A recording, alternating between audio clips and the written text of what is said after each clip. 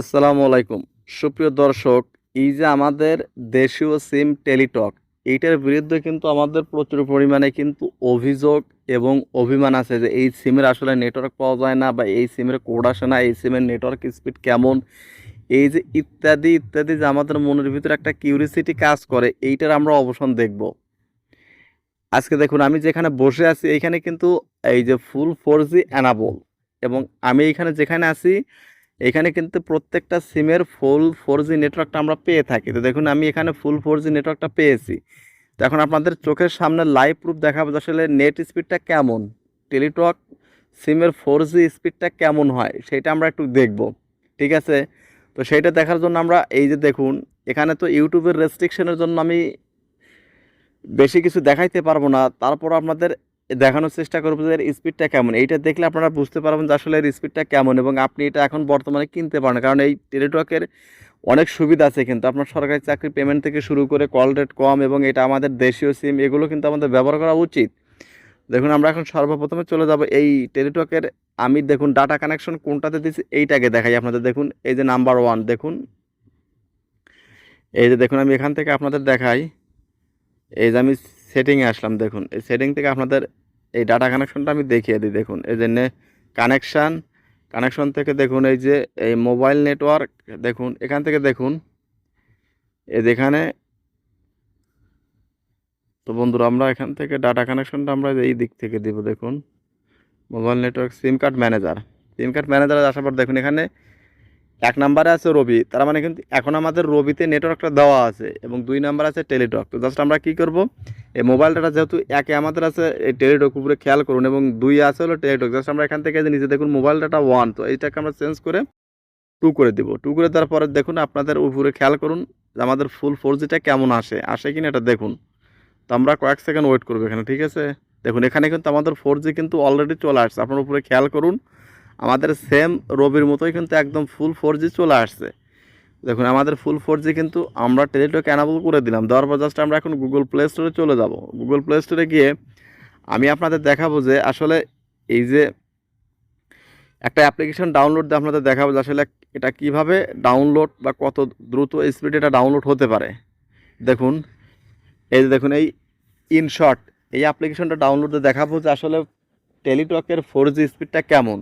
আর আমার ফোনটা স্যামসাংয়ের একটা 128-এর একটা ফোন। তো দেখুন আমরা এখান থেকে কি করব, এই ইনস্টলে ক্লিক করে দেব। দেখুন জাস্ট স্পিডটা জাস্ট শুধু আপনাদের মাঝে দেখানোর জন্য কিন্তু আমার ভিডিওটা করা।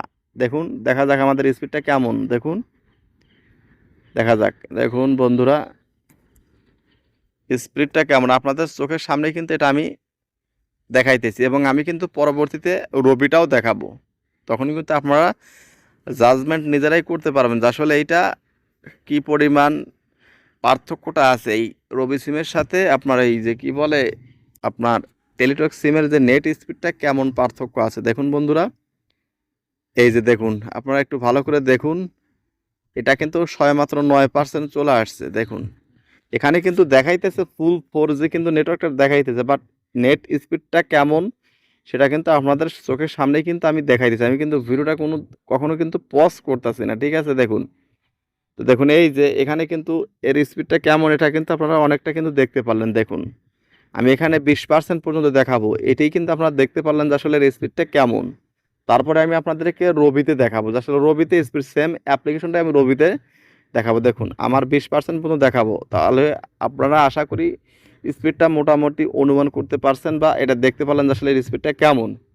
তো এখন আমি এটা ক্যান্সেল করে দিয়ে রবিতে নেট কানেকশন দিয়ে রবিটা দেখাবো। ঠিক আছে? জাস্ট এটা আমি ক্যান্সেল করে দেবো। এটা কিন্তু মোটামুটি আপনার স্পিডটা মোটামুটি দেখতে পারলেন। তো জাস্ট আমি এখান থেকে ক্যান্সেল করে দিলাম। ক্যান্সেল করে দেওয়ার আবার আমরা এখান থেকে সেটিংয়ে যাব। সেটিং থেকে কানেকশন থেকে দেখুন এই যে সিম কার্ড ম্যানেজার, ম্যানেজার থেকে দেখুন এই যে মোবাইল ডাটা, এই যে একে আছে রবি, জাস্ট আমি এটাকে এক করে দেবো। এটাকে এক করে দিয়ে দেখুন আমি এখান থেকে এটাকে ক্লোজ করে দেখুন এখান থেকে এই যে এইটাকে আমি দেখুন একে কিন্তু আছে। জাস্ট এখন আমি এটাকে ইনস্টল করে দেখাই। দেখুন পার্থক্যটা কিন্তু আমরা নিজেরাই বুঝতে পারবেন যে আসলে রবি এবং টেলিটক বা অন্যান্য অপারেটরের ভিতরে পার্থক্যটা কেমন হয়। দেখুন আপনারাই দেখুন, দেখুন, দেখুন, দেখুন। তা আমার মনে হচ্ছে যে খুব যে বেশি, মানে স্পিডটা খুব যে বেশি কম বেশি তাও মনে হচ্ছে না, কিন্তু দেখুন, দেখুন এখানে কিন্তু ফুল ফোর্স, আমি কিন্তু বাইরে বসে থেকে মাঠের ভিতর বসে থেকে কিন্তু আমি ভিডিওটা করতেছি, এখানে কিন্তু ফুল 4G এখানে আসতেছে। দেখুন দেখুন দেখুন বন্ধুরা, এখানে এখানে দেখুন। তো বন্ধুরা আমার মতে সবচাইতে রবির সাথে কিন্তু এই যে টেলিটক এটা কিন্তু পারলো না, এটা কিন্তু বাট নেট স্পিড কিন্তু আছে, বাট কিন্তু ওই রকম কিন্তু রবির সাথে পাল্লা দিয়ে কিন্তু সে কিন্তু পারলো না, হেরে গেল।